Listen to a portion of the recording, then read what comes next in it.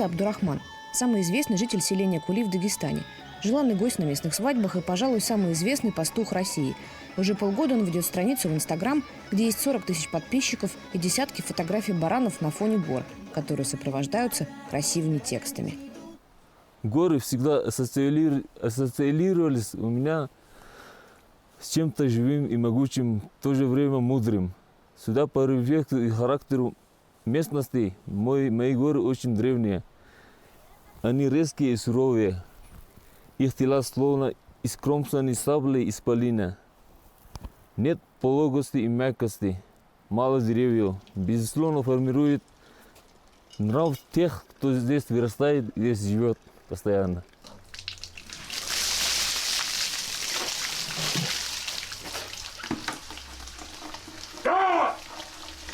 В общем, дождь такой бывает у меня. Утренний. По поводу авторства блога в интернете возникли вопросы. Мы приехали сюда узнать, зачем горцу своя страница в Инстаграм. И на этот раз без моих комментариев историю так просто не расскажешь. Зовут меня Абдурахман, фамилия Кадинаев, Гаджиевич, отчество. Родился 1981 года. Вот в Инстаграме у меня есть своя тема про пастуха. Ее тоже ведем. Для блага нашего района. Не только района, для нашего Дагестана. Это Дагестана получается, не только для единственного населения Дагестана даже.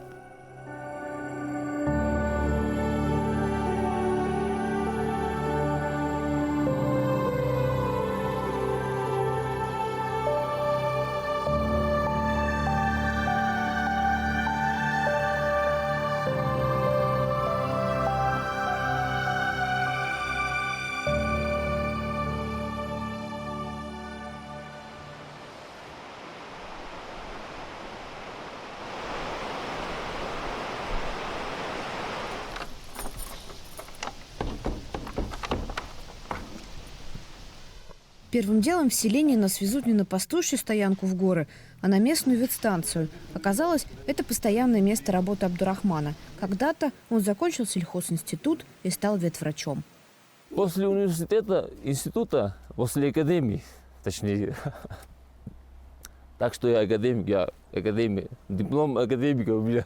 Там бездельничный, короче. В 2005 или 2004, где-то окончил, в 2005 или 2004 я на мотоцикле, не доезжая до селения, там авария попал, через мозговая травма была. Я после этого, как месяц в больнице лежал, по рассказам друзей, которые ко мне пришли, по им рассказам только знаю. А так у меня zero, бублик, там ничего не знаю. Из-за этого он долго не работал по специальности. Потом уезжал заниматься ремонтами. И вот несколько лет назад вернулся. Помогли родственники. На ветстанции освободилось место. Его начальник, его дядя, работают в здании прошлого века постройки без электричества и воды. Кулинская участковая больница вообще занимается профилактикой. Профилактикой инфекционных болезней. Здесь с Москвы сделаны планы, там туда-сюда свои планы есть. Вот работаем, трудновато, конечно. Но... Имеется в виду, которые работают здесь, должны делать, вот такие условия делаем. А так мы из-за боязни вот этого разрушения, мы обычно там остаемся, на улице остаемся.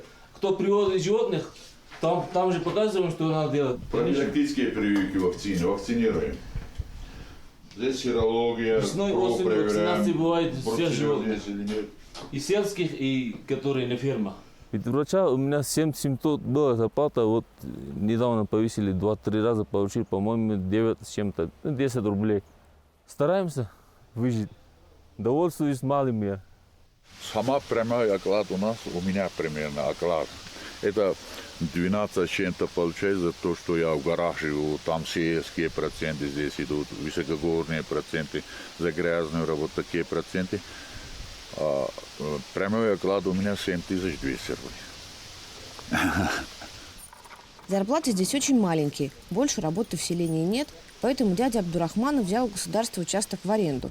И едва ли не единственный в селении решил заняться фермерским бизнесом. В долю взял своих 3 сыновей. До этого к нам машина вообще не ездила. Вот за речкой вообще машина не ездила. Мы сами лопатой дорогу делали. Лопатой, киркой дорогу делали. Готово или все?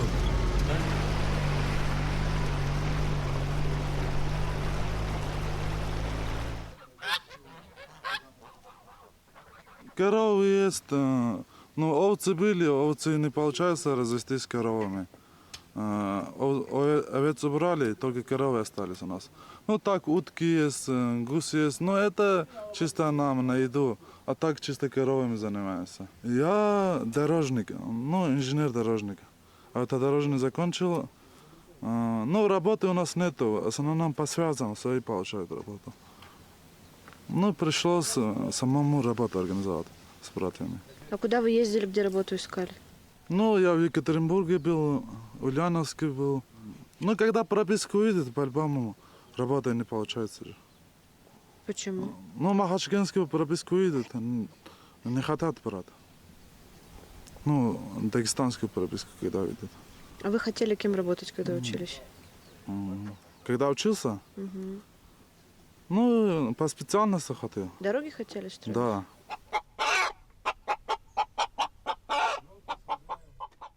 Это старинный, тогдашний до революции кусок остался вот там, где арка. Это мои отцовские, дедовские, там родовое место было. Это у нас и такие роды там, как это ихнее место было. Тогдашнее, это то, что осталось здесь. А это мы для себя птичник строим здесь. Правда, государство сейчас чуть-чуть землю дают, там туда-сюда дают. Если еще государство поможет, это можно расширить. Это расширить можно, и мне, наверное, будет какой-то помощь, налоги там туда-сюда, и людям побольше будет продукции. Блогер Абдурахман дяде в строительстве помогал. А сейчас, надеются все, поможет и рекламой. И читатели его блога захотят приехать к ним в Кули, посмотреть горы и попробовать местный сыр и мед. Вот у нас 3 лошади есть. Вот если бы туристы были бы, мы их в горы водили бы, такие вещи делали бы. Ну, лошади мы сколько угодно можем сюда поставить. Если туристы будут, хоть 10, хоть 20 здесь буду разводить будем для туристов. На ферме живут еще пара собак, утка, здесь шутит мать-героиня, она воспитала 10 птенцов, и с десяток кошек. Сколько точно, они никогда сказать не могут.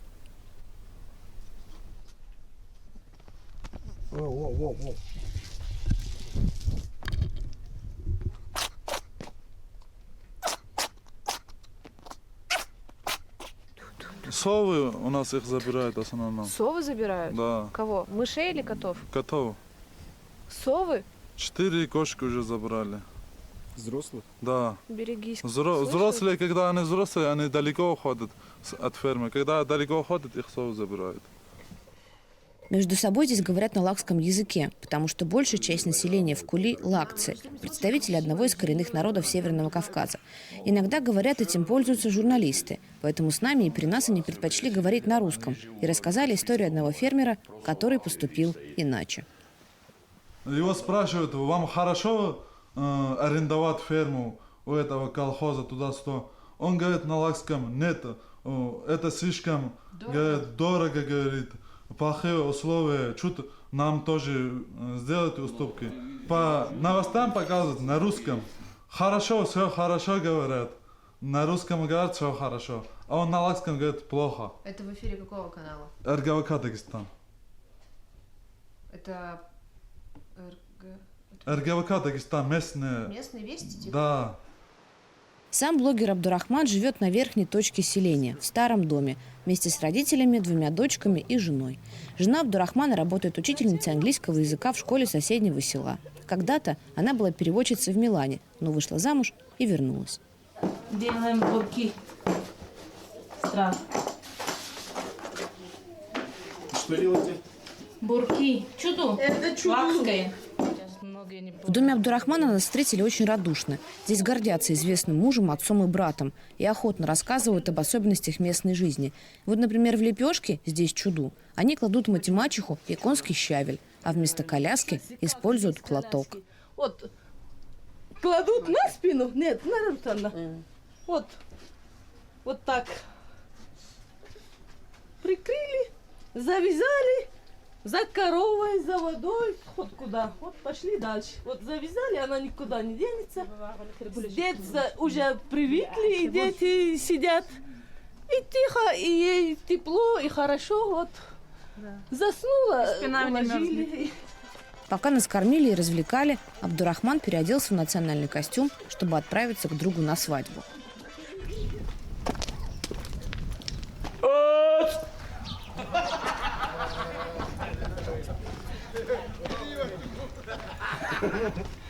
Салам алейкум. Алейкум ассалам. Шимхалдиги. Мумкисса.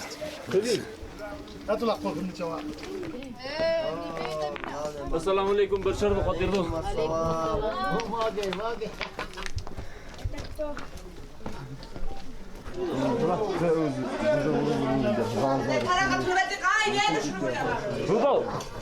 На свадьбе нас очень тепло приняли и сразу же разделили. Мужчин оставили на мужской половине, а меня отправили в женскую. Везде нам были рады, рассказывали про Дагестан и пытались в очередной раз накормить. А с Абдурахманом, как с местной звездой, бесконечно фотографировались.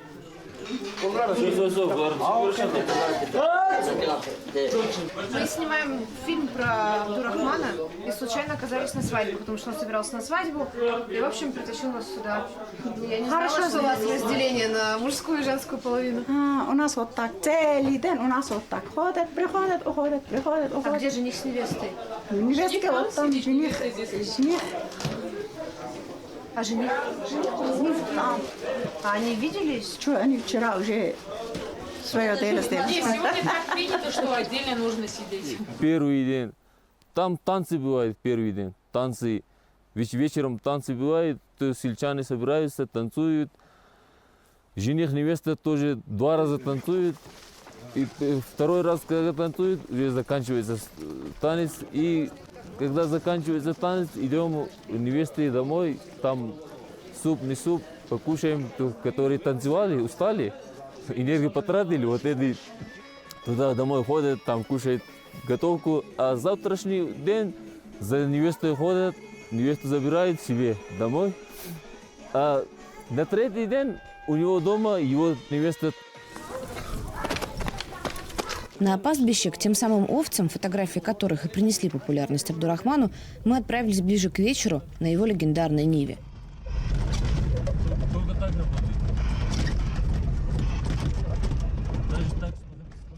На этой машине Абдурахман однажды попал в аварию, улетел вниз с обрыва. Ее полностью смяло, но на новый транспорт у него нет денег. Поэтому Ниву пришлось сотворить фактически заново. Как вы видите, куда ехать? Машина сама знает дорогу. Как конь. Да.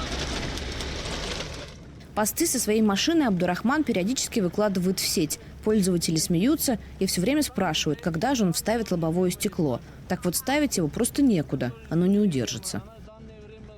А что ремонтирует? Вот едет все, что нужно ее делать. Она вот, чтобы картошку везти, чтобы что-то нужно, материал. Это хозяйственная машина.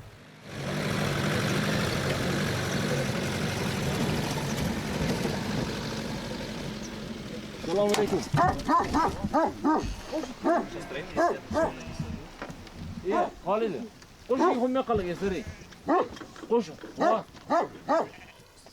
Оказалось, что на пастушьей стоянке Абдурахман чаще гость. Говорит, ездит сюда сменить товарищей, завести продукты и заодно сделать пару фотографий для блога. Вот и собаки Чебанов, Чебан, так здесь называют пастуха, его сразу не признают.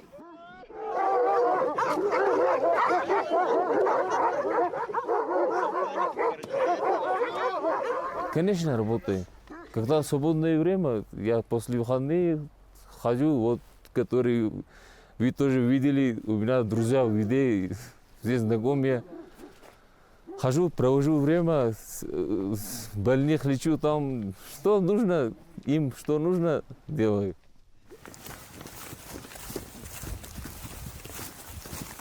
Главное, этой профессии, знаете, глаз да глаз. Смотри, надо с овцами. Что с ним может случиться? Что? Волк, не волк, все может случиться. То, что не ожидаешь, то случается.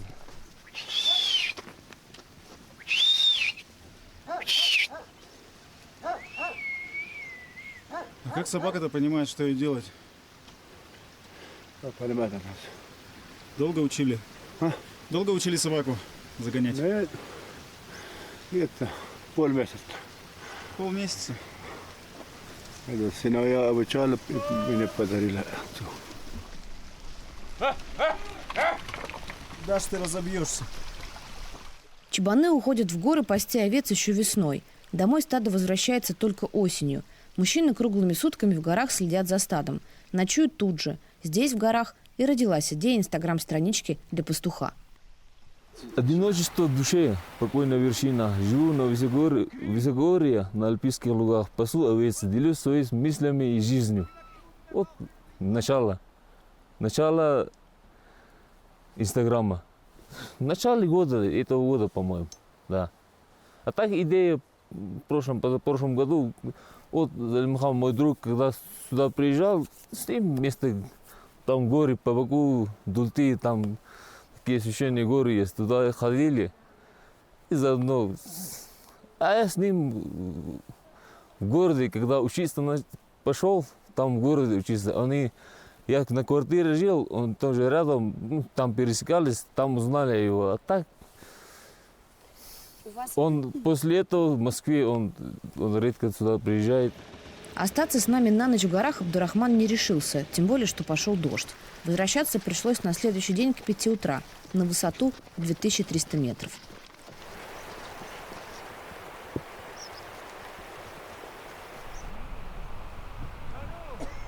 С самого раннего утра, часов 5, отсюда трогаем и до вечера, до заката.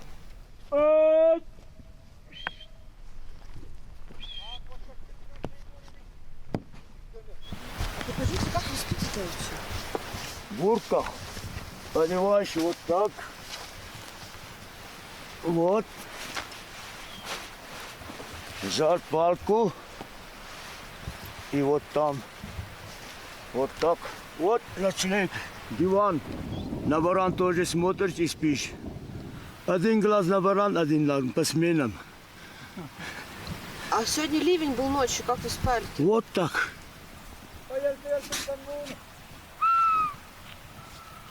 Вы весь мокрый? Ну, конечно, мокрый. Трогай. Слушайте, вы правда насквозь мокрый. Это бурки даже мокрые, что? Придется так. А долго сохнуть будете? Пока солнце увидит. Живут, которые здесь в горах, вот с овцами там живут. Вот видели, как они позавтракали там, покушали. А на обед, если погода была бы, там порезали бы и угостили бы хинкалом. Увы и ах, погода нелетная была у нас сегодня. Когда у лисы спрашивали, на земле живые больше люди или мертвые? А лиса отвечала, если читать чабанов, то мертвые. То есть вы считаете, что вы мертвый? Не то, даже лиса читает, не то, что мы сами. Именно здесь весной привозят сюда и до осени, до конца осени. А так они в городе. Они вообще домой не ездят? Вот и едут, если нужна. Когда нужно кому-то, они заменяют. А? Ну, конечно, меняются, конечно. Они же не в тюрьме там. Всем же нужно бывает куда-то уехать по нужде. Приезжат. Не обязательно солнечный, хороший день. Сирь. Ой, я не хочу, спасибо. Сирь. Вообще есть не хочу пока. А что тогда снимать? Сирь. Мясо не кушать. Когда погода позволяет, чебаны едят на обед чебанский хинкал. Просто ловят любого барана, режут его и варят в котелке. Пару баранов потеряли, говорю. Туман и остался. Много теряется баран? Добивает. Вот она там. Как доставать-то будет? А? Ставлю бокалса. Şöyle. Aleyküm selam. Mukkat aleyhiyle kutturuluz da. Где он? Вот видите, белая точка там. Вот где эта скала начинается, это Потерянного барашка обязательно надо вернуть, говорит Абдурахман. За день чебаны поднимутся к нему, заберут и вернут в стадо. Баранов здесь называют белым золотом. Утренняя зарядка получается. А так они по этим скалам, по этим равнинам должны ходить постоянно по кругу. Главное в этой профессии глаз да глаз. Если что, глаз сомкнешь, может волк что-нибудь напасть. Вот рыси тоже бывает здесь. Посты с барашками, говорит Абдурахман, популярнее долгих рассуждений о смысле бытия. Больше про свой инстаграм он вряд ли расскажет. Остальные вопросы к его другу Залимхану, который живет в Москве и складывает мысли пастуха Слакского на русский. Тексты, я ему говорю вот такие вещи по-своему. Он пишет для зрителей в удобном языке. А так, как то, что я говорю по-лакски, я вот такие крутые слова я не знаю, которые зрителям интересны. Он там в городе, в Москве, он что снимает? Это неинтересно. Он ноутбук, одну комнату снимает, что ли, ему. Страницу в Инстаграм они регистрировали специально, чтобы про пастуха и Колинский район знало как можно больше людей. Цель привлечь внимание или кого-то, государства, или кого-то опустошающему населению, привлечь туристов, в первую очередь туристов. Если туристов привлечь, инфраструктуру, хотя бы дорогу сделают и условия какие-нибудь. Газ, там говорят, газ для левищей, в соседних районах газ есть. А вам рекламу предлагали размещать? Да, кстати, даже в городе, даже в селе, в районе предлагают, но я категорически отказался это делать. Почему?